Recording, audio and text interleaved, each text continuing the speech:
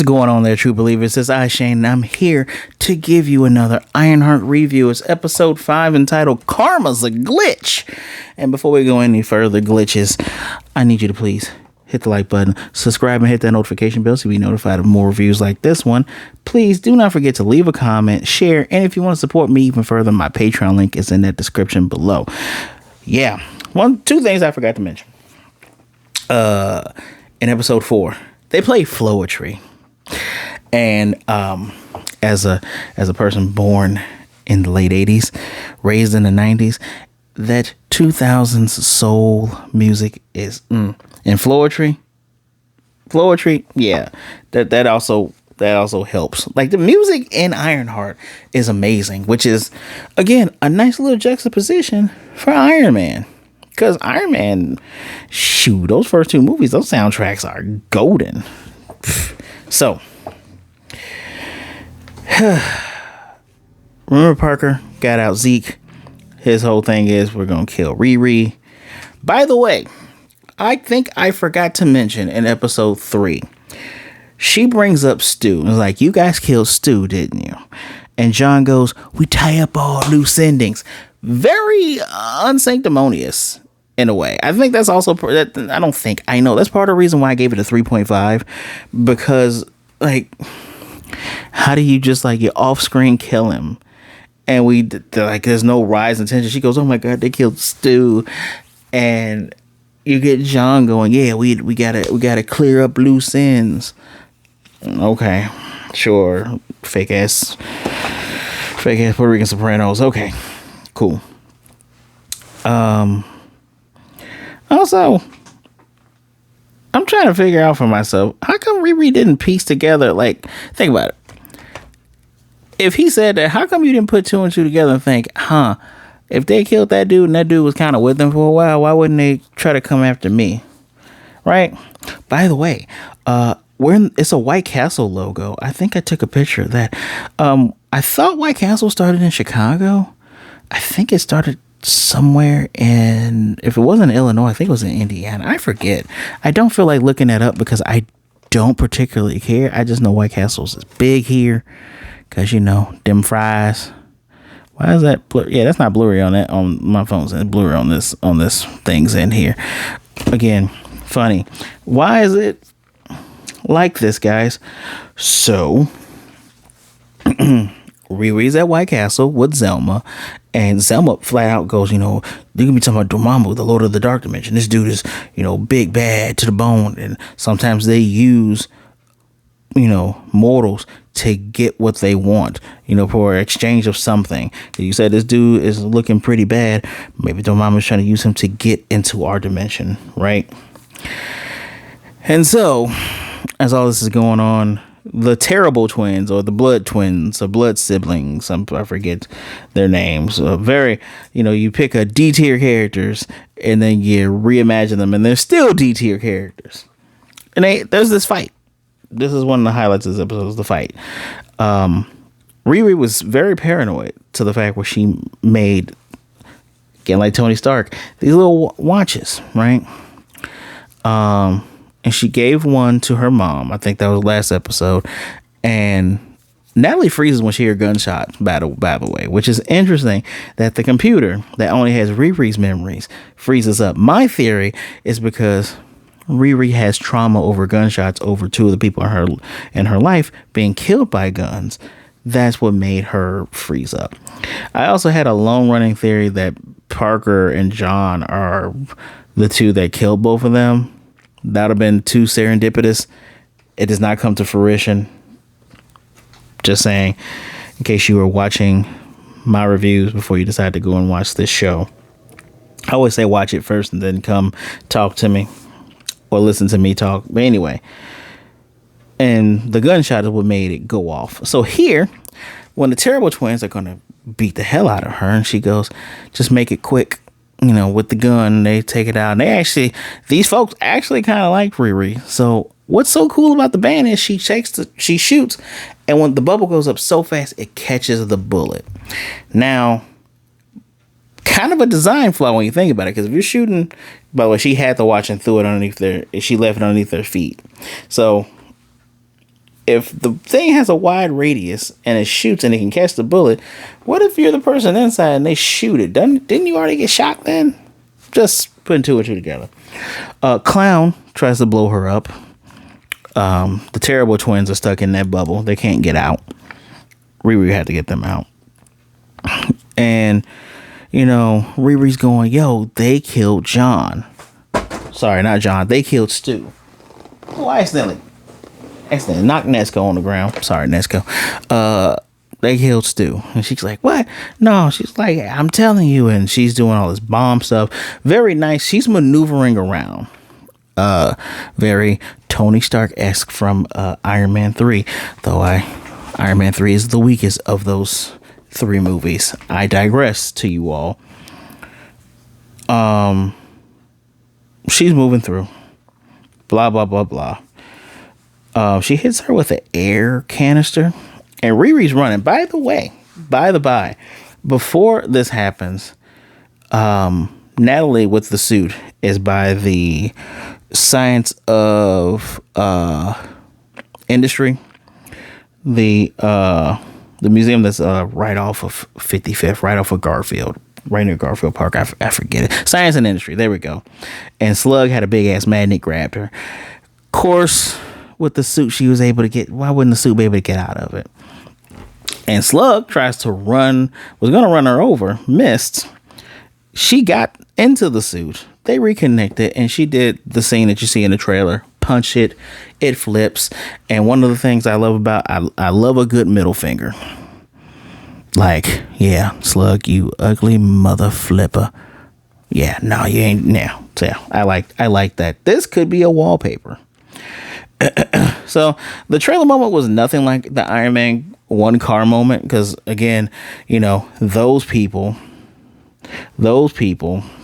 were like, oh, you're doing shot for shot. No, because when Iron Man did it, he was trying to save a family. When she did it, she's trying to stop herself from getting killed. Slug gets out. Slug runs away because Slug's like, I ain't dealing with that. So everybody's there. And then Zeke shows up. And Riri's able to see that he's heavily fortified, modified to the T. Again, just going to bring up this. This is Ezekiel Stane.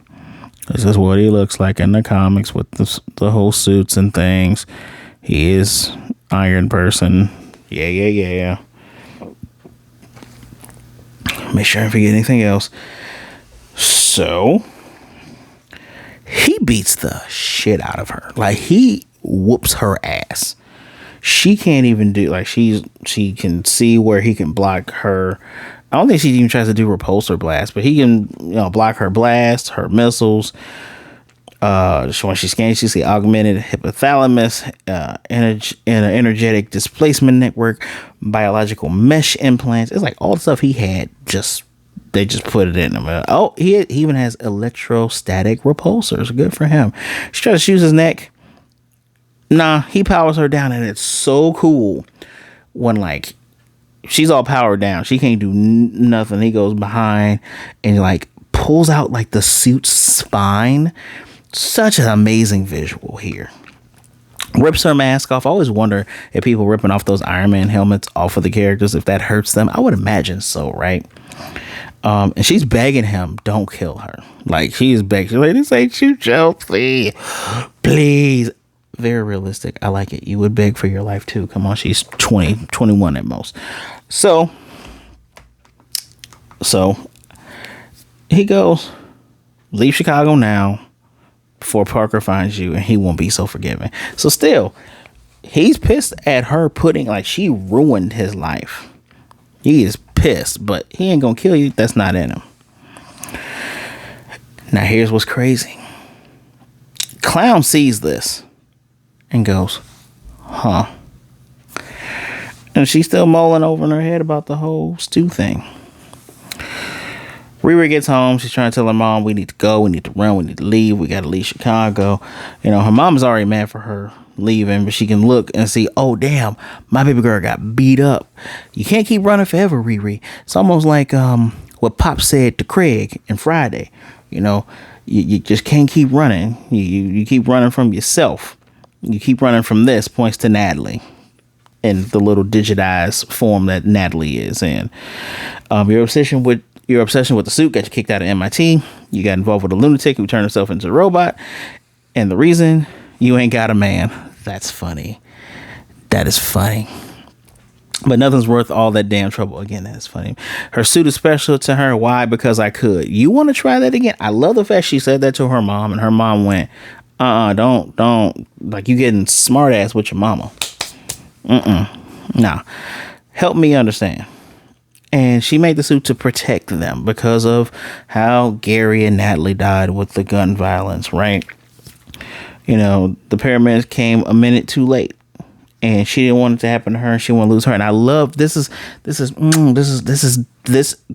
episode 5 and the Disney Plus series is series CCCs usually are the best episodes, because this is, in my opinion, the best episode. I love the fact that she's telling her mom, "This is much bigger than you. Without this suit, I can't protect us." And her mom goes, "I'm the parent. You don't need to be worried about that. I am your parent. I am supposed to protect you." You know, people, we also get them talking about 3 things people do when there's danger. You know, fight, fly, or freeze. Now, she's fallen, she's frozen, but she ain't never fought. And there are some demons that we can't outrun, literally. So she's telling her, sit there and fight. And we get good flashback of her relationship with Gary, because mom takes him back to Gary's garage. We also find out that she did not get rid of I want to say it was a Camaro. It looks like a Camaro. Might have been a Mustang, but didn't get rid of the Camaro that they were both working on. Again, leading me to believe that this had to be like, did he die in the 2010s? Like, because that looks like a fairly newer model type of Camaro / Mustang. Was it a Mustang? No, it's a 2-door. I digress. It's a red car. So Natalie projects, like, you know, the whole Ironheart thing where the hammer falls on her head, and, you know, her dad is trying to get her to, Gary's trying to get her to dance with her. Her father's trying to get her to dance with him, and they do. And he says, "Oh, you got a little iron head." And she's like telling her, "Well, why'd you project that?" Well, you know, to show that when you try to forget the bad memories, there are good memories associated with that trauma. So now she's ready to work. She's ready to do things, right? And much later on, we're going to see she built a crew. Boy with the wagon shows up to help. She even got Xavier to come back after doing like a little Spock, like Trekkie, cute love language thing they did. They get Zelma to help because she's trying to do some magic stuff. I'm going to get back to that in a second. But yeah, which again, I mentioned, you notice Natalie only remembers the things that Riri remembers. So Riri remembers how her personality, the things they've been through, XYZ and a third. Any information Riri has is what Natalie would have. That's why she's as close as Riri remembers Natalie, and probably very well so, because her mom remembers her that way and Xavier remembers her that way. So the only way that she could have remembered that incident without actually being there is because she is literally from the deep emotional parts and emotional trauma in Riri's mind as she comes back home to Chicago and remembers all this. Let's go back to the evil crew. So Parker asked Zeke if he killed her. He's like, "It's done." Throws the helmet down. He's like, "Yeah, but how'd you do it?" And he's like, "I tore a piece from piece," which he actually did. And he's like, "Well, you know, your story lacks drama." You know, asked him for, you know, he's like, "Usually people, you remember stuff like that." And Clown comes in and lies for him. And just says, "Yeah, Riri kicked our asses." And he came in and this is what he did. Clown then asked Slug to look up autopsy reports because she wants to verify something. Zeke is over a spot on the team. He's like, "No." Little does he know, Parker has controlled his mind.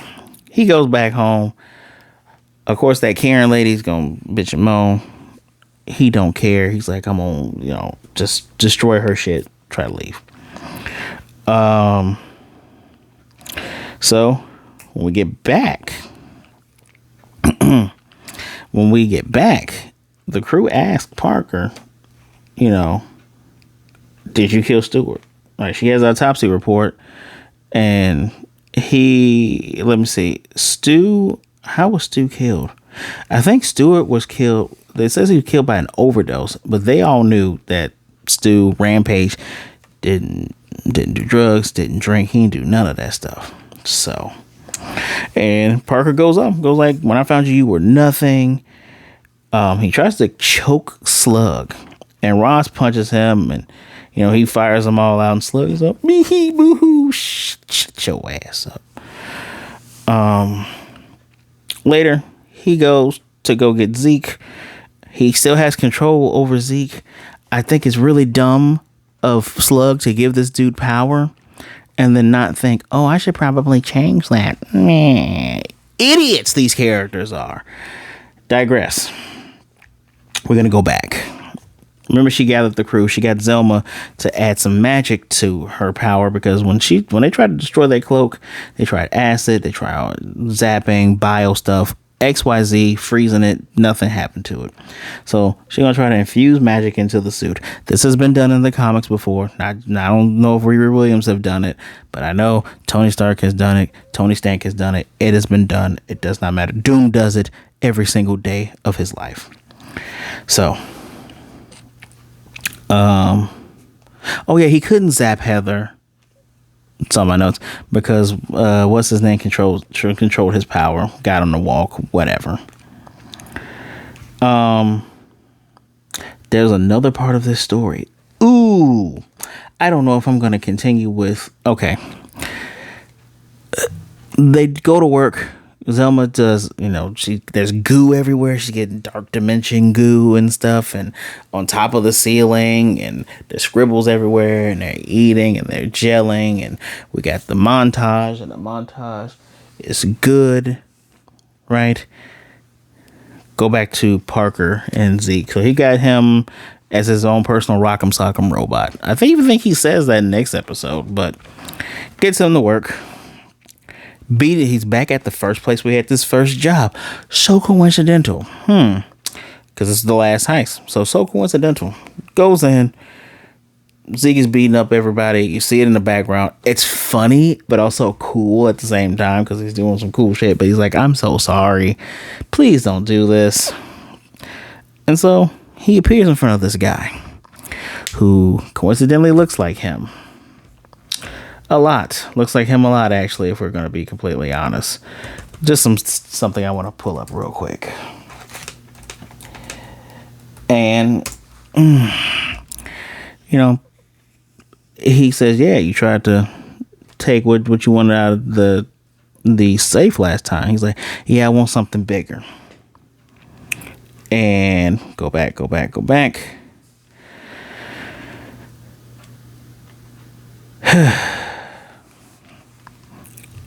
He wants what was promised to him. His name is Arthur. Would you believe his name is Arthur Robbins? We didn't find out his last name. I found out the last name online, but we found out this is Arthur. He wants the mansion, was promised him everything, and he says, "What parent puts their kid out at 12?" I said, "Oh, we going with very tragic backstory. I see. Okay." He's not just evil just for the hell of it, which isn't what Parker Robbins is, but he is like, Parker Robbins also doesn't murder his crew unless he has to. I digress. He wants the mansion. He wants everything. He says, you sign this over. I'm your silent partner. I get all this. Everything is mine. He called Parker a liability when he was little. He's like, you used to always get in trouble. He's like, I only got in trouble for you to pay attention to me because you stopped paying attention to me after mom died.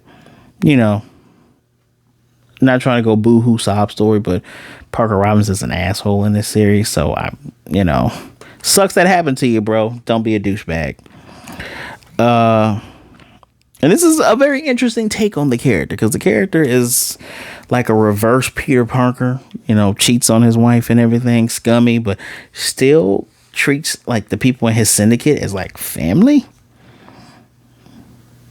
Except when he became Spirit of Vengeance Hood with, being a ghostwriter with the vampires, but that's a different story. And so he says the same thing Parker always says. He said it was nothing personal. And he's, I didn't want you. He wanted them to cut their losses and move on, which is okay.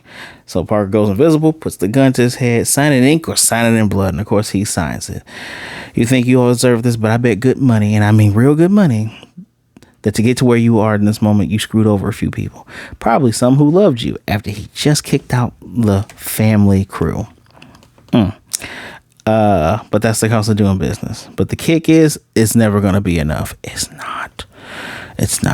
So the gun's to his head. He signs it. Stay and I kill you. Talk to the cops and I'll hunt you. And he has a distorted voice. He's like, get out now. And he gets out of his house. Yeah. It's crazy.